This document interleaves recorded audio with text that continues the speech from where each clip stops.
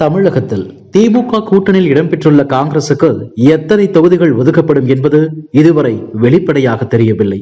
ஏனென்றால் கடந்த 28ஆம் தேதி அறிவாலயத்தில் நடந்த தொகுதி பங்கீடு பேச்சுவார்த்தையில் தமிழக காங்கிரஸ் புதுச்சேரியையும் சேர்த்து 15 தொகுதிகள் கேட்டதாகவும் அதற்கு திமுக சம்மதிக்கவில்லை என்றும் தகவல் அரசியல் வட்டாரத்தில் கசிந்தது.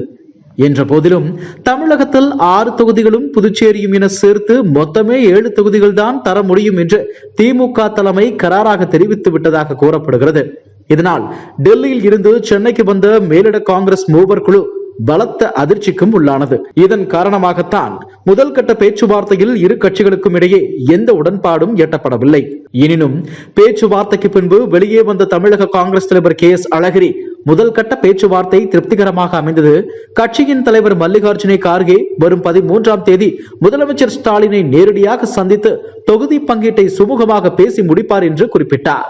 இது குப்புற விழுந்தாலும் மீசையில் மண் ஒட்டவில்லை என்று கூறுவது போல இருந்தது. அதே நேரம் கார்கேயின் சென்னை வருகை மேலும் சில நாட்கள் தள்ளி போகும் என்று தற்போது தகவல் வெளியாகி இருக்கிறது. இதற்கு முக்கிய காரணம் கூட்டணிக்கு தலைமை வகிக்கும் திமுக தான். பிற கட்சி தலைவர்களை சந்திக்கும் தேதியை முடிவு செய்ய வேண்டும். உங்கள் இஷ்டப்படி நடந்து கொள்ள எங்களை வற்புறுத்தாதீர்கள். ஏனென்றால் எங்கள் முதலமைச்சர் அன்று பல்வேறு பணிகளில் தீவிரமாக இருப்பார். அதனால் அன்றைய தினம் அவரை சந்திப்பது இயலாத காரியம். நாங்கள் சொல்லும் தேதிக்கு உங்கள் கட்சியின் தலைவர் சென்னைக்கு வந்தால் போதும் என்று கண்டிப்புடன் கூறிவிட்டதாக தெரிகிறது. இதனால் தான் கார்கேயின் சென்னை வருகை தள்ளி வைக்கப்பட்டுள்ளது என்பதை புரிந்து கொள்ள முடிகிறது. இதைவிட மிகுந்த ஆச்சரியமான விஷயம் என்னவென்றால் முதல் கட்ட பேச்சுவார்த்தையின் போது முகுல் வாஸ்னிக் தலைமையிலான காங்கிரஸ் குழுவினர் உங்களிடம் கூட்டணி கட்சிகள் அதிகமாக இருக்கின்றன என்பது உண்மைதான். அவர்களுக்கும் தொகுதிகளை ஒதுக்க வேண்டிய நெருக்கடி உங்களுக்கு உள்ளது. அதனால் கடந்த நாடாளுமன்ற தேர்தலை போலவே புதுச்சேரியையும் சேர்த்து எங்களுக்கு 10 தொகுதிகள் கொடுத்தால் போதும் என்று இறங்கி வந்துள்ளனர். அதை ஏற்றுக்கொண்ட திமுக தொகுதி பங்கீட்டு குழு திமுக விதிக்கும் 4 முக்கிய நிபந்தனைகளுக்கு கட்டுப்பட்டால் நீங்கள் கேட்கும் 10 தொகுதிகளை தாராளமாக ஒதுக்கி விடுகிறோம் என்று கூறிவிட்டு அவை என்னென்ன என்பது பற்றியும் தெரிவித்துள்ளது. அதை கேட்ட காங்கிரஸ் குழுவினர் மயக்கம் போட்டு விழாத குறைதான். திமுக விதித்ததாக கூறப்படும் அந்த நிபந்தனைகள் இவைதான். தமிழகத்தில் காங்கிரஸ் சார்பில் நாடாளுமன்ற தேர்தலில் போட்டியிடுபவர்கள் 70 வயதிற்குட்பட்டவர்களாக இருக்க வேண்டும். எக்காரணம் கொண்டு இந்த வயதுக்கு மேற்பட்டவர்களை போட்டியிட அனுமதிக்க கூடாது. கட்சியில் உள்ள தலைவர்கள் யாருமே தங்களது வாரிசுகளுக்கு MP சீட் கேட்க கூடாது.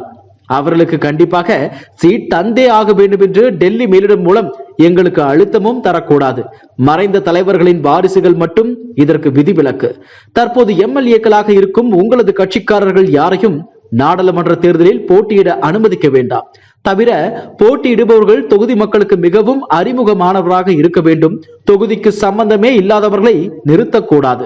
இந்த நிபந்தனைகளை கேட்டு அதிர்ச்சியடைந்த காங்கிரஸ் தலைமையிலான பேச்சுவார்த்தை குழுவினர் அறிவாலயத்திலிருந்து உடனடியாக வெளியேறிவிட்டதாக தற்போது தகவல் வெளியாகி உள்ளது. திமுக வைத்ததாக கூறப்படும் வேண்டுகோள் என்கிற மாதிரியான இந்த நிபந்தனைகளால் தமிழக காங்கிரசுக்கு பெரிய தலைவலியே ஏற்பட்டுள்ளது. ஏனென்றால் வாரிசுகளுக்கு சீட் கேட்கக்கூடாது என்கிற போது முன்னாள் மத்திய நிதியமைச்சர் ப சிதம்பரத்தின் மகன் கார்த்தி, தமிழக முன்னாள் காங்கிரஸ் தலைவர் கிருஷ்ணசாமியின் மகன் விஷ்ணு பிரசாத், EVKS இளங்கோவனின் மகன் சஞ்சய் சம்பத் ஆகியோருக்கு MP சீட் கிடைக்க வாய்ப்பே இல்லை என்பது வெளிப்படை. அதே நேரம் 70 வயதிற்கு மேற்பட்டவர்கள் போட்டியிடக்கூடாது என்று வலியுறுத்துவதால் முதிய வயது காங்கிரஸ் வேட்பாளர்களுக்கு திமுகவினர் மட்டுமே வரிந்து கட்டிக்கொண்டு தேர்தல் பணியாற்றுவது தவிர்க்கப்படும். தற்போது தென் மாவட்ட காங்கிரஸ் MLAக்களில் சிலர் நாடாளுமன்ற தேர்தலில் போட்டியிடுவதற்கு தங்கள் தலைமையிடம் விருப்பம் தெரிவித்துள்ளனர். இதை திமுக துளியும் விரும்பவில்லை.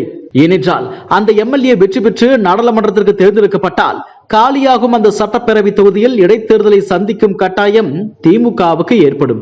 ஏற்கனவே ஈரோடு கிழக்கு தொகுதி இடைத்தேர்தலில் 300 கோடி ரூபாய்க்கு மேல் திமுக செலவு செய்துள்ளதாக கூறப்படும் நிலையில் மீண்டும் அது போன்றதொரு சூழ்நிலையை முதலமைச்சர் ஸ்டாலின் விரும்ப மாட்டார் என்கின்றனர். அதே நேரம் தொகுதிக்கு சம்பந்தமில்லாதவர்கள் எங்களது பூர்வீகம் இந்த தொகுதிதான், அதனால் MP சீட் வேண்டும் என்று கோருவதை தவிர்க்க திமுக தலைமை விரும்புகிறது என்பதை புரிந்து கொள்ள முடிகிறது. ஏனென்றால் இவர்கள் சொந்த ஊரில் நடக்கும் விசேஷ நிகழ்ச்சிகளில் ஆண்டுக்கு ஒரு முறையோ இருமுறையோ தான் பங்கேற்பார்கள். வெற்றி பெற்ற பிறகு தொகுதி பக்கமே எட்டி பார்க்க மாட்டார்கள் என்ற எண்ணத்தின் காரணமாக இப்படி ஒரு நிபந்தனையை திமுக விதித்திருக்கலாம். இந்த நிபந்தனைகளில் வாரிசுகளுக்கு MP சீட் ஒதுக்க கூடாது என்பதும் 70 வயதிற்குட்பட்டவர்களை மட்டுமே நாடாளுமன்ற தேர்தலில் போட்டியிட அனுமதிக்க வேண்டும் என்பதும் தமிழக காங்கிரஸ் நிர்வாகிகளில் பலரை திகைப்படைய வைத்துள்ளது.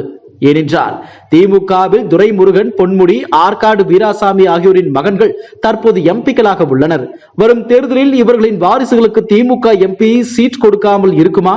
மேலும் அமைச்சர்கள் ஏவா வேலுவின் மகன் கம்பன், KN நேருவின் மகன் அருண், MRK பன்னீர்செல்வத்தின் மகன் கதிரவன் மற்றும் சட்டப்பேரவை சபாநாயகர் அப்பாவுவின் மகன் அலெக்ஸ் போன்றோரும் நாடாளுமன்ற தேர்தலில் போட்டியிடுவதற்கு திமுக தலைமையிடம் விருப்பம் தெரிவித்திருக்கிறார்கள்.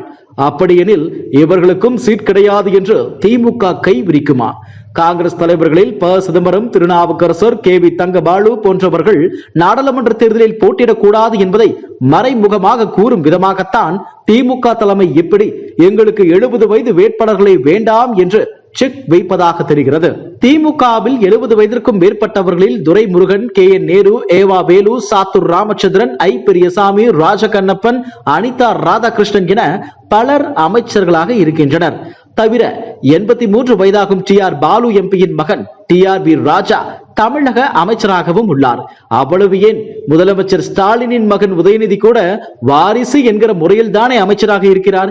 இனி இவர்களை எந்த தேர்தலிலும் போட்டியிட அனுமதிக்க மாட்டோம் என்று திமுகவால் உறுதியாக கூற முடியுமா என்று முணுமுணுத்துக் கொண்டே சரம் மாரியாக கேள்விகளை எழுப்பும் தமிழக காங்கிரசின் அந்த மூத்த நிர்வாகிகள் இந்த நிபந்தனைகள் கொஞ்சம் கூட நியாயமாக தெரியவில்லை. தமிழகத்தில் திமுக கூட்டணியில் காங்கிரஸ் இல்லை என்றால் முழுமையான வெற்றி என்பதே சாத்தியமில்லை என்றும் மனம் குமுறுகிறார்கள். இவர்கள் இப்படி புலம்புவதிலும் அர்த்தம் இருக்கத்தான் செய்கிறது. இதுபோன்ற செய்திகளை மேலும் தெரிந்து கொள்ள எங்களது யூடியூப், Facebook மற்றும் Twitter ஆப்களை சப்ஸ்கிரைப் செய்யவும்.